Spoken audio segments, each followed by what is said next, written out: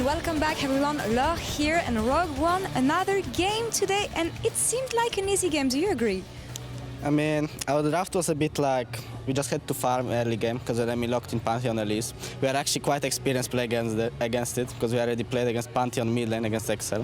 So we just have to like survive early game and our champions will outscale. So the key was just to not die early, and we just did it. And after that, the game wasn't really complicated. Even though it took us a little bit long to take Nash because we didn't push out bot fast enough and we let Camille pressure the side lane. But other than that, the game was quite easy, yeah. Well, I mean, looking at the early game, we kept on seeing Vitality trying to force on top lane. So did you adapt your game plan based on that? We knew that they can only dive top lane like level 3 when the Ornn is not that tanky yet.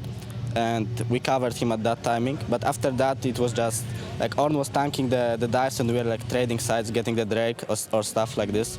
And yeah, I think that's the way to play against Pantheon, like that wants to dive side lane. And you guys played it beautifully. I mean, Rogue is playing so well right now. But I want to know more about you, because here you're coming back as the 2019 Summer Split Rookie of the Split. So what are your personal expectations this year? I just want to prove that I'm one of the best junglers. In my opinion, even like I'm top 3 jungler in Europe, and I just want to prove it. Well, I hope you'll get a chance to do that. Thank you very much for the interview, and back to you guys. Thank you so much, Laure. And Inspired may have been the rookie of the split, but the key player of the game is Finn with 62% of the votes, what is quite high. And on top of that, on a champion you hate. Yeah, I think in this case it worked because they just had to outscale. When you're playing against an AD heavy composition, it's good. And you know, when Ornn delivers a solo kill, then you know you're on the right path. I think in the context of high tier top lane champions, Camille is not up there. And it looked rough in this game. Yeah, indeed. You know, we poke a joke at Yamato, but he had some good points. But hey, it just serves that some things work in some situations and some things don't. What works in this situation is my 2 wonderful analysts as we move on to our next game, which for one player is an extra special one. After an amazing first year in the LEC, Selfmade left SK Gaming to become Fnatic's new jungler. And as he prepares to take on his former team, we wanted to discuss who this transfer impacted the most, SK or Fnatic? Now, I think there's a lot to say about this, and I want to start from the perspective of SK. How did it change them, and how different is that from what it brought to Fnatic? And let's be very clear, because it's kind of a weird question. The idea is that did it hurt SK more than it benefited Fnatic? Yeah. So for as far as we can tell now, right? You have to kind of gauge what his impact was on either team and what his identity was with either team. And for SK Gaming, to be frank, Selfmade was almost everything. It was basically him, and the kind of like second command might be Crownshot, but otherwise it didn't feel like there was a lot that you could gravitate towards in the roster, which is partly why they gutted a huge portion of it coming into 2020. And in Fnatic, while he has been popping off games, it's still kind of the expectation is Fnatic are always going to be a top team, and if he wasn't there, would we assume that Broxah would have had them in the same position? What I'm curious about as well is the context of the meta, because 2019 was a very jungle-heavy meta where junglers had a lot of impact, they could get very, very fed, and that's where Selfmade definitely, like always, he was shining. Now coming into 2020, I don't think he would have a similar impact on this SK Gaming lineup, because junglers, they dictate some parts of the early game, but then they fall off. So I think this was the perfect time to make the move after an impressive 2019. And it's funny because when you actually look at the guy that replaced him, Trick coming in, Trick has had a very quiet impact on SK Gaming. I feel like a lot of people watch it, they feel like Trick's not really doing anything, but the fact of the matter is that he kind of like looks at what teams are doing when people are going for these monster objectives, and then he's just like, you can't take this, we'll zone you off, and he goes back to hard farming, like gets a free dragon, but I think he had super low damage on like his Rek'Sai game, and it's mostly just kind of about his control and his pathing, so it's hard to say, like Selfmade's SK automatically looks so much flashier. Like that was a team that made it into playoffs in their first split, and it was entirely off the back.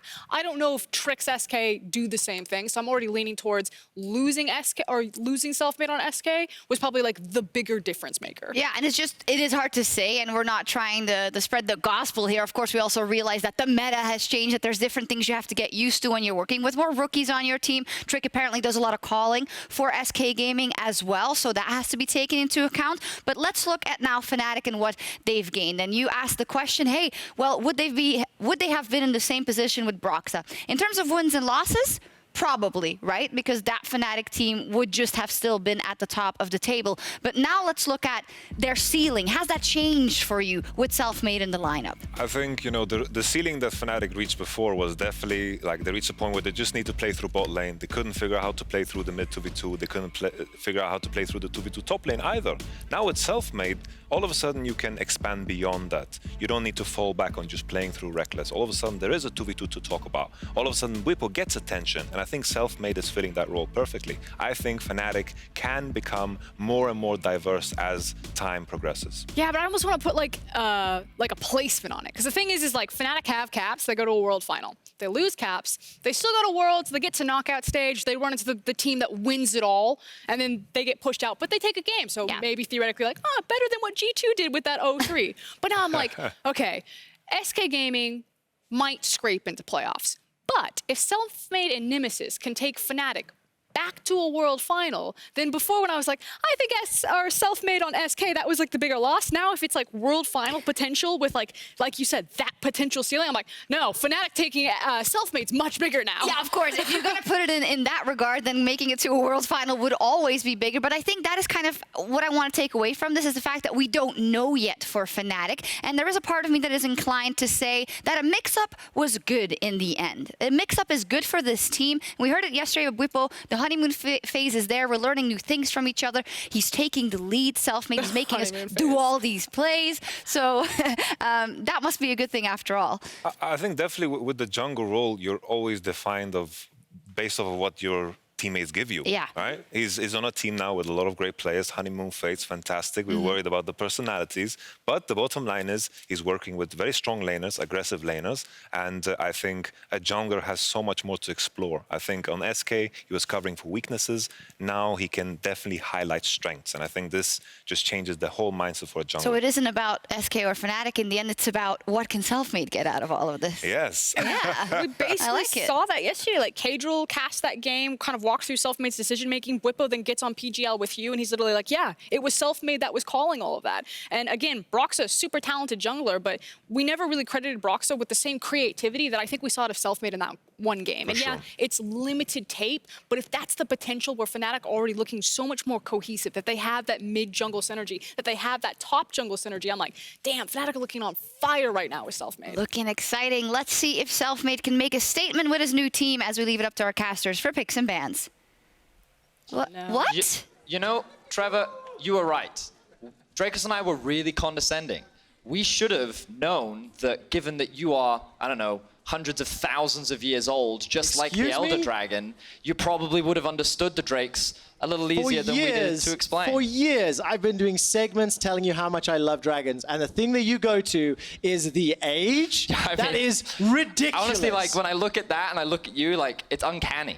You know, like, well, yeah, because it actually is me. If this doesn't make sense to you at all, and maybe you don't know the dragons or the souls or how they work in 2020, go check out the explanation that we did at the start of this week. Go check out LOL Esports VODs. And I'm not going to be funny. I know the old man jokes happen a lot. But, like, my knees actually do hurt. It's so silly. Welcome back to the caster desk. I am a Quickshot, joined by Vedius once again for the penultimate game of the week. It is Fnatic taking on SK, or as you're going to hear throughout the course of this game, effectively Selfmade versus his old team. Bragging rights are on the line.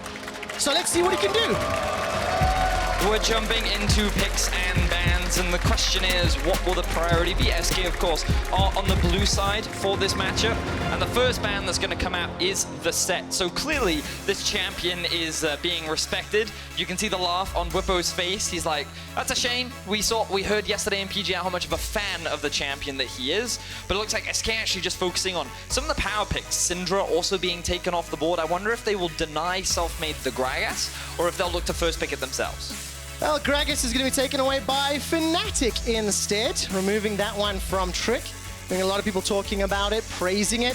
Heard the words OP busted several times in interviews that Laure has been running on the show. And, I mean, this is going to be a very difficult game here for SK. Fnatic in their last two matches have obliterated everything that stood in front of them. And now they got the ability to counterpick at least one of the lanes on the SK Gaming side, and Aphelios is the final ban. So what raises in prio here? Senna, first pick? Senna definitely rises in priority. Actually, when I think of Crownshot, I actually don't think that he's played a huge amount of Senna so far this split. But it wouldn't surprise me if that was the first pick. Jarvan is also something that's really high in terms of the priority list for many teams right now. Rumble going to be taken off the board for Fnatic. And, we're going to continue to see this Pantheon priority. So I'm happy with Pantheon. Are we 3 for 3 today now? Yeah. I think 2 out of 3. 2 out of 3. Yeah. No. I think we have seen it in 3 games today. Ooh, okay. I don't have my picks and forget bans what open. happened in game 2, but in any case, the Pantheon can, of course, be flexed, but one of the disadvantages of Pantheon is, like, he is quite early game focused, and you want to try and play around him and utilize him and enable him. And by first picking it in the draft, it obviously gives Fnatic a lot of room to play around it. We saw how Rogue handled it last game. We'll see what Fnatic do this time around. First, a pick a Senna here for Rekkles, who has just been performing fantastically along with the rest of the squad. Despite small blunder in week 1, the rest of the team has really just woken up and found their groove. And Selfmade's going to go with the Elise. So we're going to have some impact, and you assume this is going to be jungle here. Yes. Combined with the Pantheon, that is a great combination. You know, this might actually be a Blitzcrank. All right, that's sad. So I've been seeing a lot of Blitzcranks into Senna in solo queue because obviously she's pretty low in mobility, and when she casts things like her ult, she obviously stands still, but Blitzcrank can be a pretty effective pick into her, but for now we're not going to be able to see it. Instead, we're going to be seeing, once again, a very strong mid-jungle coming out with the Pantheon, the Taliyah. Very similar in terms of what the Elise can do, but Taliyah has better scaling options into the late game because she's going to be building a lot more AP.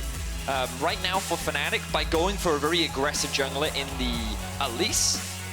Wow, okay, so Fnatic, like, they're going for one of those weird drafts where you have like a hyper early game jungler. Remember, Jarvan and Lee were both up and available, but instead they prioritized the Elise, very focused on ganking in the early game, trying to get lanes ahead, and then they have an Ornn top lane, and they have a Senna bot lane. So they kind of have 2 scaling picks that don't really fit with the Elise, which to me suggests that Fnatic really just wanted to deny the Elise Pantheon, and perhaps weren't expecting the Taliyah to come out. And what if overall the goal is to go for a little bit more of a scaling teamfight option? We'll find out in the next 2 picks, right? Yeah. And maybe Elise just shores up that weakness a little in the early game. It could also be that Fnatic have a strong mid laner in mind. They could have some kind of early game focused pick that they want to try and pair up with the Elise so they can try and match in the 2 versus 2. We'll have to wait and see. For now, supports are going to be the priority. They're taken off the board. I wouldn't be surprised if Fnatic actually look to first pick the Braum, forcing SK to be the ones to ban. Now, how nervous do you get if you're a Fnatic bot laner, let's say, and you look at Taliyah, Pantheon, got some globals in there already, the ability to jump in and join whatever fight is going to happen wherever Selfmade decides to play. It is something to consider, the amount of globals there and the ability to just, you know, pick those fights when you want to. Yeah, for sure. SK deciding to ban away the Aatrox, so Fnatic not going to have that blind pick available to them. I think that we're likely going to see the Braum locked in right now for Fnatic. SK could then answer with a Rakan if they wanted to, maybe something like a Nautilus as well. But I think that we've seen Senna paired up with Braum often, and I think that it would make the most sense, especially considering that they are playing Ornn. Well, looks like it's going to be a hover for a long time here before the Nautilus is locked in, so you correctly predicted the options, but a lot more options to look forward and go in. So the reason why I think Fnatic went for Nautilus over the Braum was, number one, Nautilus is just a very strong support, and with Leona banned away, like European supports consider it the next best, but also you can force the enemy into the Braum, which, yes, while it is good into Ornn, you now kind of lack a pretty reliable engage. Yeah. Because now your engage options are, sure, you've got a Gangplank ultimate there, yeah, that's a pretty good tool, and you've also got a Pantheon ultimate, but that actual setup and that engage is not the strongest. It's not easy. Okay, wait, okay. Ornn mid. Ornn into Pantheon. Build all the armor. And there is the flex that we were not anticipating. Okay, I wasn't anticipating that at all. So zoom out. Bwipo, top, Rengar. Do you like it or not? I mean, well, no, but I mean, like, I trust Bwipo understands top lane matchups significantly better than I do. And if he's picking it into Gangplank and then making this swap happen, clearly Bwipo is confident in this 1 versus 1. Like, we know that Rengar has high early game damage, we know that Rengar can roam around the map a lot, and we've seen mixed performances from Rengar, or Bwipo's Rengar rather, so far from last year. So, you know, we're just gonna have to put trust in Bwipo here. The one thing we can say is it's not a strong mid jungle, but it is a strong top jungle, which means that Selfmade, I expect him to look to play around the top side of the map this game, and given that they have Senna and Nautilus in the bot lane, I think that Fnatic should be fine. I mean, I'm excited to see how this one plays out. I'm very interested to see if Fnatic can keep up the tempo of their 2 previous wins. And that very last pick, Rengar, catching everybody off guard. Fnatic are looking good. They will be taking on SK Gaming, and Selfmade on the Elise, taking on his former team.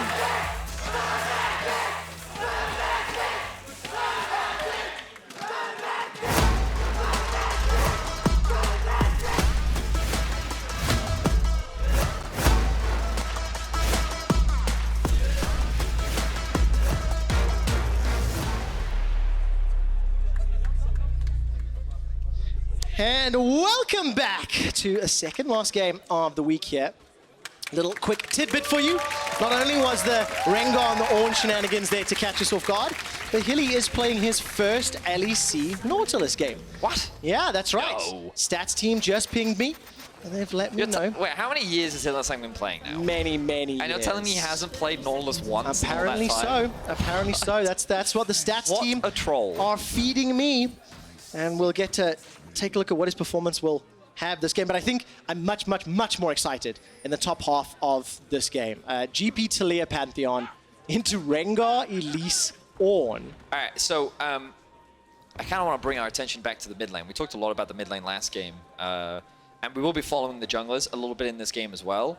But to start us off, Pantheon loves to get in your face, and he has a huge amount of damage. You can see the passive bar underneath his HP. When that's stacked up, his Q, like, it hurts. It really hurts. But the thing about Ornn is you can just keep stacking armor and you can mitigate so much of that damage, but also because there is a small animation with the jump from Jenax, pro players can actually react with the W from Ornn to mitigate the stun, because that's an unstoppable usage, which means that he can't set up for those same plays. So while Ornn is immobile, and in theory the combo should be pretty easy to land when you have a Taliyah and a Pantheon, I don't think it's going to be that easy when Nemesis, assuming he's able to react in time, which based on Nemesis and recent performance, I believe that he can, on top of the fact that he will have flash available to him, like, I think this lane suddenly becomes way harder to just camp and play through. So exciting to see a creative pivot here from Fnatic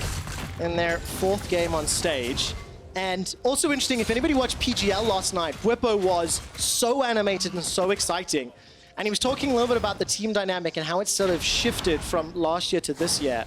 Talking about how multiple people can play, you know, little carries a little bit more freely or more comfortably. And he talked specifically about Selfmade combining with Nemesis. Now I want to see what Selfmade can do with Bwipo in terms of this duo. And it's what you mentioned in the draft, Vedius.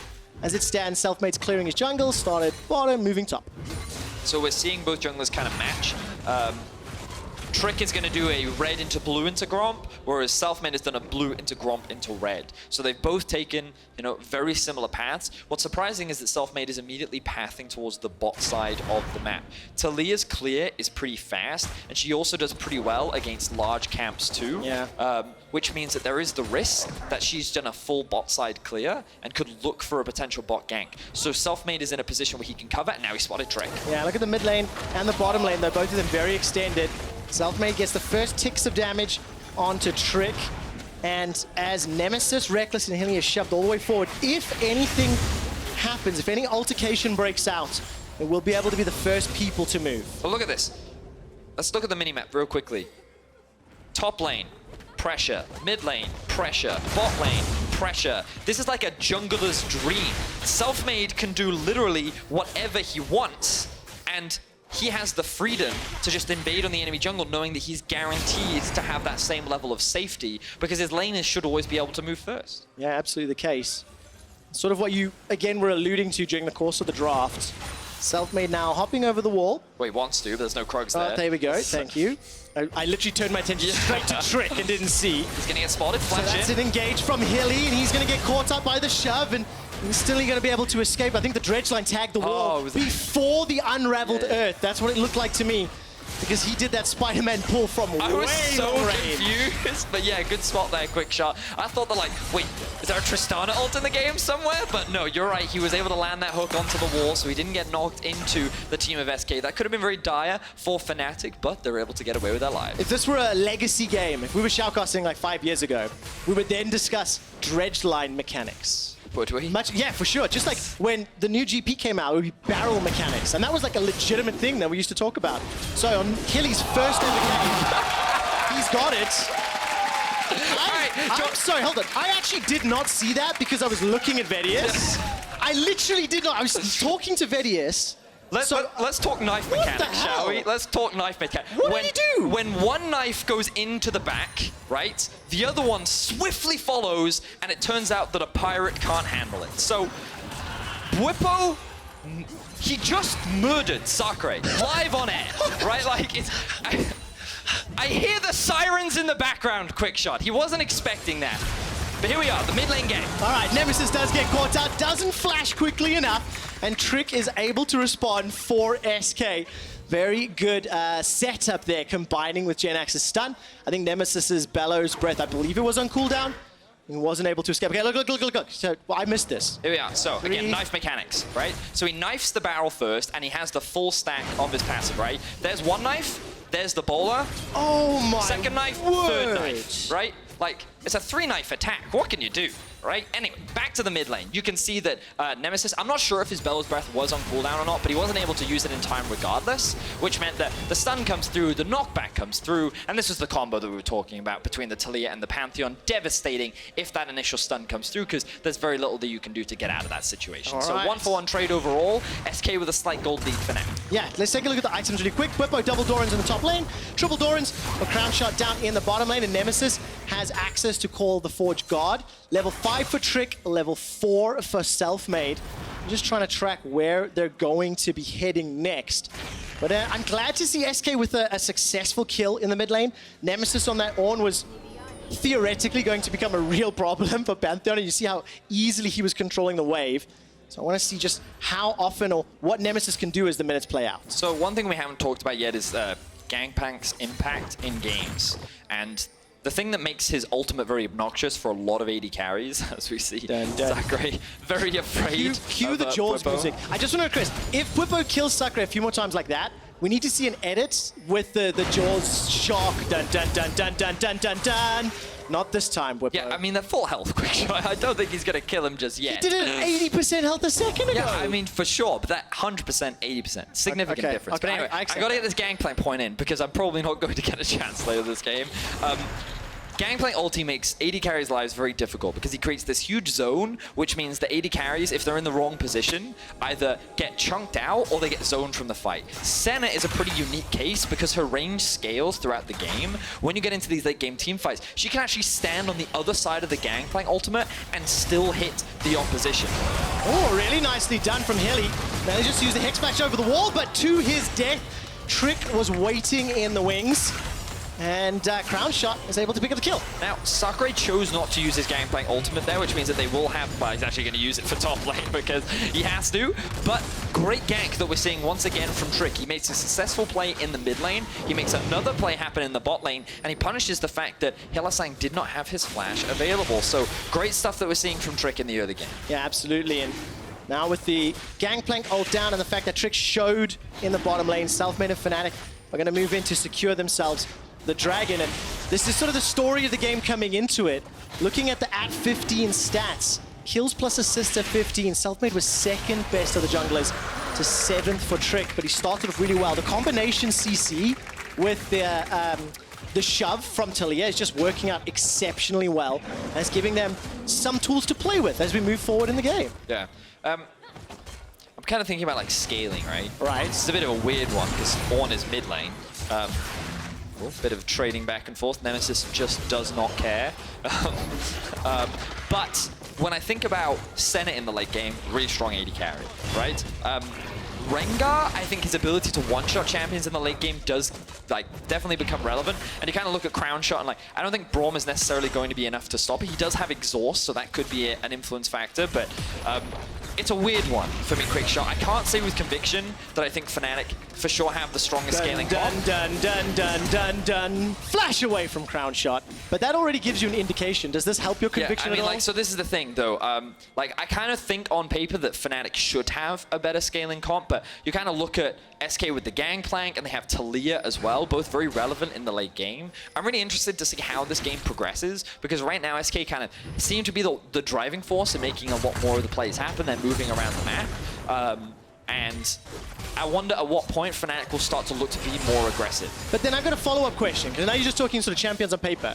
What about ease of execution? You know, how does it work when both of these teams scale? Because they're going to be quite interesting to play out. I obviously see the Ornn Nautilus engages, but at least Rengar are going to be quite interesting. Yeah, but I mean, so this is the thing, right? Rengar in team fights kind of wants to flank and dive onto the backline, and he wants to just one-shot the enemy AD carry. What's interesting is when we look at the atomization coming out from Bwipo, it doesn't suggest that he's necessarily going for the full lethality one-shot build that you often see from your solo queue Rengars. He's picked himself up a little bit of lifesteal. He also has himself the Kindle gem, so he has that early cooldown reduction in health. And what I think Bwipo as a player loves to do when he's playing on this Rengar is he loves to look for roams with his ultimate and have it available as often as possible. And we'll see how often he makes these plays happen as we see another play happen in the mid lane. We do indeed. Tower First Blood was picked up by SK Gaming. Hylissang, I think, predicting the flash didn't work out. Now Trick manages to arrive, throws down the threaded volley, as well as Unraveled Earth. They're not going to be able to find the CC. The Rift Herald continued to siege with the help of Crownshot and Limit, and they attack at the inner turret as well. And Fnatic finally take down the top turret. So big advantage to SK. 1,600 gold in the lead as we've gone past the 10-minute mark, and I'm liking their decision-making in the early game. It's working out. Yeah, I think SK are being proactive right now. Their carries are scaling well. You can actually see Crownshot has an 1,100 gold advantage, largely because he did get that kill onto Hylissang, but also all of this plate gold and all this tower gold has been funneled into him.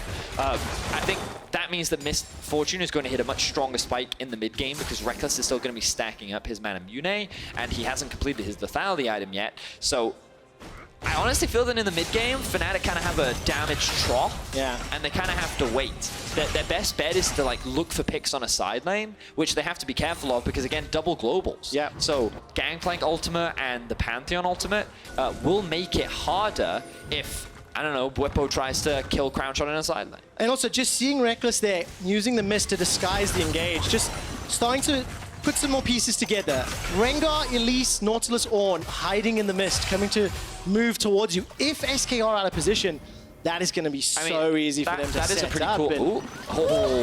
Missing the hook. See, hook mechanics. It's going to come back. We're going to keep talking about it. But that's a really good point, Quickshot, because the miss, the E, obviously you don't know who is what. Yes. So when you think that, I don't know, an Ornn or a Nautilus is running at you, and then all of a sudden, oh, it's Rengar! Could definitely be obnoxious and difficult to play around. Well, we'll see how SK respond, because so far they've been in control. Cannon Barrage comes down from Sacre. He finds himself around 20 CS down, Bwipo as it stands, but holding on defensively in that bottom lane. Yeah, so Bwipo actually going for the Black Cleaver build. Definitely gives you a lot more cooldown reduction. Definitely going to be valuable damage as well. I imagine it's not that hard to stack up the Black Cleaver stacks. Give you a little bit more durability as well, but doesn't quite give you the same burst that a full lethality build will do. I'm really interested to see how this pans out later on to the game, because the more that I think about it, the more I feel like Fnatic don't actually have a huge amount of options to do anything right now, which obviously gives SK a lot of freedom to farm up, look for plays, be proactive. And make another sort of approach onto Nemesis. Trick was waiting. Not going to engage just yet. Call the Forge Guard comes out and instantly eaten by Limit's Braum. I mean, we talked about the Braum in draft. Ooh, flash up. Flash, that's worth, absolutely worth. Hylissang got the Hex. Bwipo goes flying way forward. No real damage just yet to follow up, but that was a big engage. Grand Starfall comes down, and now Jenax is looking for the play. Hylissang uses the dredge line. The railgun manages to pick up the kill with the help of healing. Now they're not done. It's a double for Hylissang's Nautilus. And now Crownshot is in trouble. Flash is available to him, gets bopped on the head. Bowler down. The Selfmade takes out his former teammates. And SK overextend, thinking that they were in a position to siege onto the tower, but the re-engage comes in from Hylissang and Nemesis. Beautifully set up to allow Fnatic to get the collapse, and it results in a one-team fight for Fnatic. I'm going to allow them to pick up the second Drake as well. Just when I started getting some hope here for SK, Fnatic managed to find a team fight, really. That was initiated by SK. They put themselves in that position. Yeah, so we'll see on the replay now. Good Braum block, because Crownshot did not have flash, which means that he would have died if that ultimate came through from Nemesis. Then, of course, the flash for flash initiation. Then Bwipo decides to go in. He's like, hey, let's see how much damage I can do, draw some aggro. He can, of course, just remove that CC if he wants to with his W. This is when SK think, okay, we're actually in a prime position. But notice the thinning of their wave, and then this hook comes out from Hylissang. Great hook onto Trick, who doesn't have the flash. Nemesis is able to land the Q and knock up onto two members. And then Crownshot, while it was a good ultimate, he now realizes that he's isolated from his team, and he does not have his flash. So as we hit 15 minutes, the game is now bang on even, and there's two Drakes to Fnatic. Map is opened up as well, so a couple more corridors to play through. So Bwipo and Selfmade going to be a little bit happier. The second Rift Herald is up, and Thrill of the Hunt is thrown down. Bwipo's just the threat of Thrill of the Hunt is enough to force SK back. It's not going to stop the Herald just yet, and Fnatic, maybe they're talking about it, maybe they're thinking about it. The target's going to be Jenax. Gets caught out, gets jumped on. Bwipo doesn't go for more, but I think without Ornn being there by Nemesis, maybe they don't want to go more for the fight. I think they just didn't want to engage onto Jenax because his E could have just soaked up all that damage, and then you're overcommitting onto a target that you physically can't kill, and then that could give SK the opportunity to re-engage. So I think it was wise of Fnatic to not overforce that. The goal is still even, and the Rift Herald, I imagine that SK will look to try and use it to break open that mid tower so they can gain a little bit more control over the map. Let's talk a little bit about what this means for the next few minutes. Oh, they're going to use the top. Right, that's fine, solid. Because Fnatic, as I mentioned, they've sort of speedrun the last two games that they have played. Win time, 20:59. First Baron, 23:49. Just to set some expectations on how dominant their last two victories have been. This early game did not go quite as swimmingly as maybe they would hope. But they're in a good position. They've got a good team comp to accelerate if they can, again, find those team fights. I mean, I think that their snowballing power is much weaker with the comp that they've drafted for themselves. Okay. But I think it does go to show like how strong Fnatic has been so far this split. We're going to see another engage come out from SK. All right, Grand Starfall onto Nemesis. He's taking some damage, but simply not enough. Not a huge amount there committed from SK. But Bwipo throws down the ultimate. He's able to respond in time. Sacre held onto his teleport and his cannon barrage. So a hopeful attempt, but didn't really commit too much more. But it's good to see SK trying to be as proactive as possible. They know that their comp is stronger at this point in the game, and they know they can force fights. All right, Call of the Forge God is available for Nemesis. They don't want to go under the tower because there's no minions to work with. Selfmade's going to step forward and put some wards down. And it's still 2 minutes till the next Drake, so just trying to put some vision down. The observers are highlighting all of the Fnatic wards around this exposed red buff, and it's just a masterclass in some control here. Fnatic, they push out, deal with the threat, and go straight back to the side lanes. So when we're in these kind of neutral states, I like to think about next steps for both teams, right? And like, what are their potential options? One of the big things that I'm looking at is itemization, because that's a big indicator of when teams can and can't do something. And we'll see the Trinity Force has now been completed for Sacre.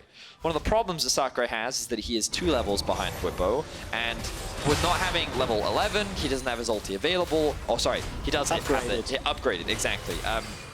Which means that SK is probably going to want to wait for that point, and Crownshot is sitting on his pickaxe, which means he probably wants to wait for Infinity Edge as well. So I think SK is waiting for a few more items before they try and force any more fights. Meanwhile, for Fnatic, I think that they're just kind of scaling a lot more. You can see that it looks like Bwipo is working towards, I think, the Bloodthirster right now, unless he's going to use that lifesteal item for a different component. We'll have to wait and see. To me, it looks like a Bloodthirster right now, getting that extra shield, that extra bit of burst damage. But it feels like right now, Dragon will be the next point of contention. Are Fnatic in the power trough? You mentioned that maybe in the mid-game. It feels like they are to me, largely because of Senna, given that she doesn't have any completed item yet, really. Right. Still scaling up towards the Mirror Mana. Yeah, whereas like Misfortune feels much stronger right now to me. Yeah. But like the thing that throws me a curveball is like, I can't really evaluate like how much damage this Rengar brings to a team fight. We're gonna get a chance, I think, because it looks like Bwipo is making his way around for a potential flank, hasn't done. That's a massive engage from Fnatic. The Braum will stop the Ornn Horn. Limit forced to flash away, but it's Bwipo that goes down. He's caught in between 5. Fnatic couldn't make the damage stick, and it simply was not enough. The power trough that Vedius was talking about may have just been demonstrated on screen. So this is one of the concerns they had for Rengar, is if you're relying on him to be a mid-game damage, and SK just shut him down, then what do you do? As Rekkles is in trouble. He will flash over the wall. Selfmade's running for his life inside the enemy jungle. Now the tower is going to be defended for now, and SK Gaming will use the control from mid to peel down to Dragon. So well-played team fight from SK overall. It did cost them a lot of flashes and a lot of summoner spells, so it's not going to go as cleanly for them the next time around, but we see Bwipo TPing back in. All right, it is. It's so much damage on the Jenax. His signs go low. Bwipo steps forward. He's not going to be able to find a kill just yet. Knocked backwards. Finally takes one down. Jenax is sent packing. The cocoon from Selfmade is not going to be able enough damage to follow on to Trick, but here comes Nemesis. The bellows breath over the wall, and the knife cat sinks in another.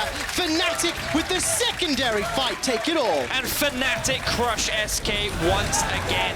It felt like that fight was lost, but SK took too long and Fnatic turn it around. They secure a tower, they're gonna secure a Drake. Fnatic walk away the victors. Is this what you were talking about on PGL when you said the crispness, the decisiveness of Fnatic? They lose one, but the moment Bwipo's back, the re-engage and literally everything landing. Yeah, and I mean, we were just talking about summoner spells, right? If you think about how much SK had to invest in order to just stop Bwipo from doing anything, we can appreciate more now that with all of those tools unavailable, how hard it was to stop him. So let's have a look at this fight. Fantastic hook from Hylissang, being able to lock down Trick, and Bwipo thinks he sees an easy target. So he goes on to Trick, immediately gets exhausted by Limit. Extremely well played there by him, and then the stopwatch from Trick. So SK were ready, they knew. But then this is where we see the re-engage. They took so long to get to this Drake. Look at the positioning of Crownshot. Limit has barely any mana left. Trick doesn't have the stopwatch available, and Jenax is just kind of left isolated as the rest of his team look to disengage,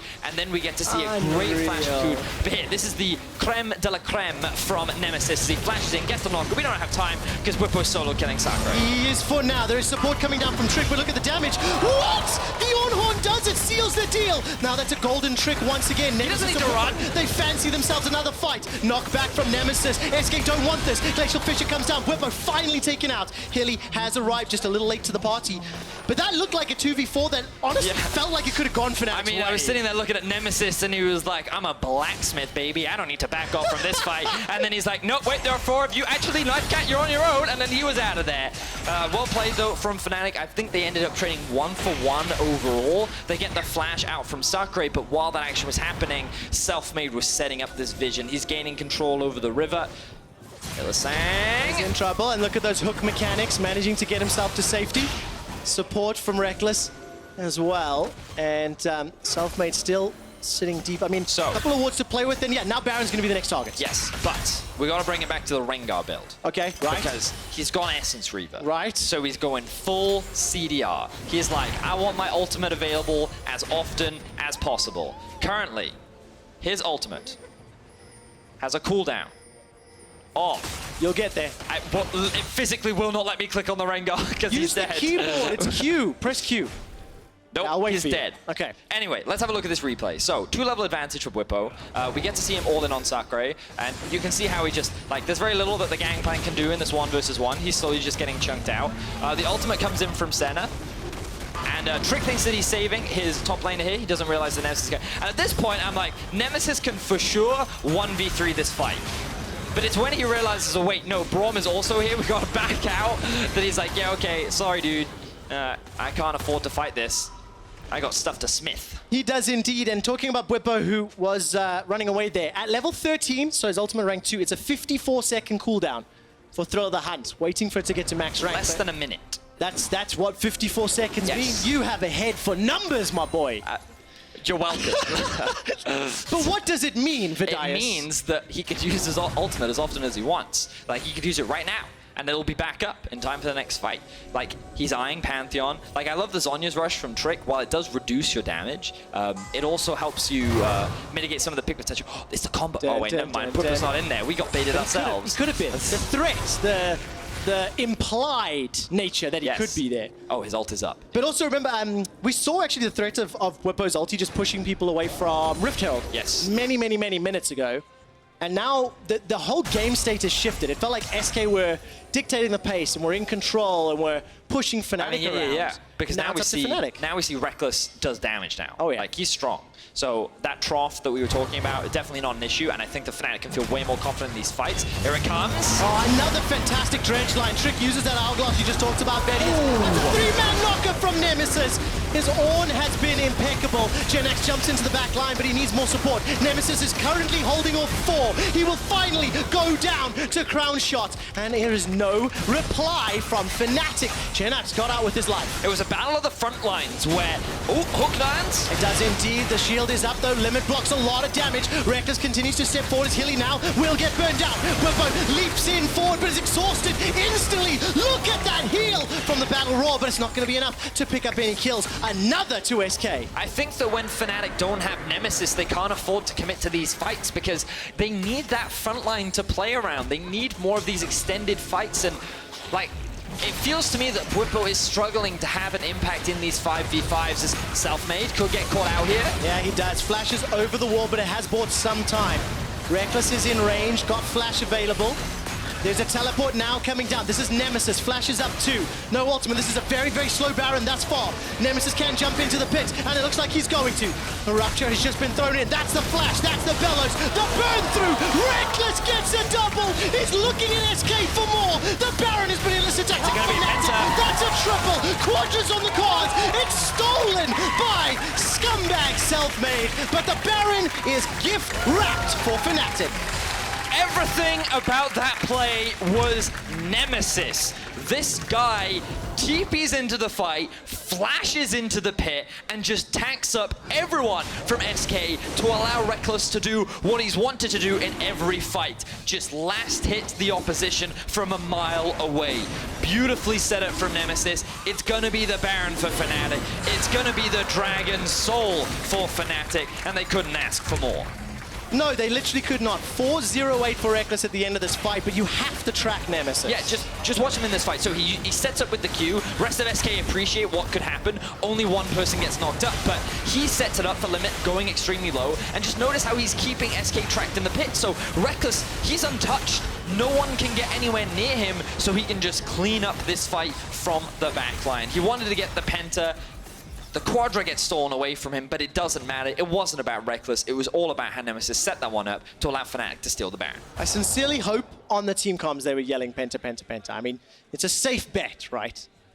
I mean, maybe. Because it's one of my favorite things of mic check, and then hearing them yell at each other after the fact. What I really want us to remember in this game, Rengar kind of been useless. I'm just saying, like, he got a solo kill, sure. Sacre, Yeah, okay? he got a solo kill, but outside of that, he's just kind of died. I mean, What pick would you have preferred, hypothetically? Because this was the last pick, right? I mean, I don't know. Any other carry? No, that's not fair. No, it's just like, because it's like, I think we spoke at length about this, right? Like the damage trough that Fnatic found themselves in, and it made these fights difficult. But like, what we're seeing now is like, honestly, the skill gap between Fnatic and SK and how like they just seem to be more experienced team fighters. Like they're winning these fights 3v5 pretty much every single time, right? And it just goes to show how well Nemesis is playing. And now they're looking to siege onto the base and end this game. And I think if you zoom out, it's showing you how coordinated Fnatic are, how prepared they are. It's week 2 of the Spring Split, and they just feel very practiced, you know, very in sync, if you will. Well, look, they're pushing into the base now. 28 minutes is on the clock, 4,000 gold up already. And Bwipo's Thrill of the Hunt less than a minute, as Vedius would say, is now going to be in a little bit of trouble. Grand Starfall comes down. This could be the final attempt. Jenax is getting obliterated in his HP. It's Rekkles that gets another. He's unstoppable. The retreat is on the cards as Hilly goes down. Nemesis and Selfmade looking for another. Trick almost gets blown up, and he does. It's Selfmade that gets the kill secure. Inhibitor will be focused down, and this was a tense game. Back and forth. SK managing to step up in the early game, but Fnatic punishing in the mid-game. Bwipo on the knife cat. Not going to be able to pick up the final kill as it's Rekkles. 6-0 and 10. 7-0-10 to finish out the game. Fnatic will take down SK.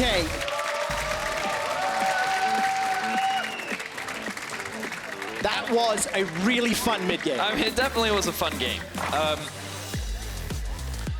We need to ask Fnatic the logic behind the Rengar pick, because I'm still personally, like in the 1v1, we could definitely see why he picked it into a Gangplank. We could 100% see that. And like, he played the lane very well. He put Sacre very far behind. But in the team fights, it felt very difficult for him to have that same impact. Yeah. And I felt like all the praise needs to go to how Nemesis executed and how Hylissang were able to find these engages. And then when Rekkles was free to just keep those last hits up, when Fnatic could find those extended fights, that was when Fnatic was able to come out on top. I agree, and I think I want to change the question. Instead of asking Fnatic, I just want to ask Bwipo. Like, yeah, I mean, we just want to ask Bwipo. I'm not convinced by this Rengar, bro. I can see it was a little useless, Bwipo. It was, I mean... I think we will have a follow-up at some point. But I think my biggest takeaway from this one as well is looking a little bit at what SK were able to do during the course of the early game, some of the plays they were able to coordinate. I mean, SK were definitely proactive. I'm fairly proactive. impressed by what they did. I mean, yeah, it's definitely a good sign for them to be a lot more proactive like that. I think the biggest issue for them was they didn't appreciate how important their summoner spells were. Yeah. And like, trying to go for these extended, drawn-out fights was just not in their favor. So they ended up getting punished when they'd win the initial fight, and then they went for a Drake. They won the initial fight, and then they went for a Baron. And it was because they thought that, like, oh, we should be that much stronger that we can go for these things, but they spent so much in the initial fight to just get a few kills that it then wasn't enough in the follow-up fight to be able to maintain that power. Can I just give a little bit more praise to Nemesis? Up until the final team fight at the bottom inhibitor, Nemesis on Ornn had the highest damage dealt to champions. And only after the final inhibitor fight was it Rekkles and Senna that overtook him. Nemesis is one of the options for Kia Player of the Game at LEC on Twitter. I love that Bwipo's not then on the list. Rekkles and Hilly. Bwipo's Knife Cat did not deserve to be there, and I think this has to be Nemesis Ornn. It's a no-brainer for me. We're not flaming the Rengar pick. No. It's very much just okay, he got a solo kill. He got a solo kill in lane, and like when we look at like the overall comp that Fnatic was trying to get, I don't fully understand what the Rengar's role was in this comp. So obviously, like, there's an opportunity for us to learn here, and hopefully we get to hear from Bwipo and he can explain it to us a little bit more. Maybe it's just the threat combined with Senna. I mean, for sure. Like, he definitely did some strong things with the Rengar, but when it came to those 5v5s, like, Exhaust, Braum was like enough to pretty much shut it down every time. So. Well, Fnatic end the week with a win. Coming up next, it's time for the biggest game so far this split, the undefeated Origin and G2 clashing in our match of the week. Do not miss it. Come right back.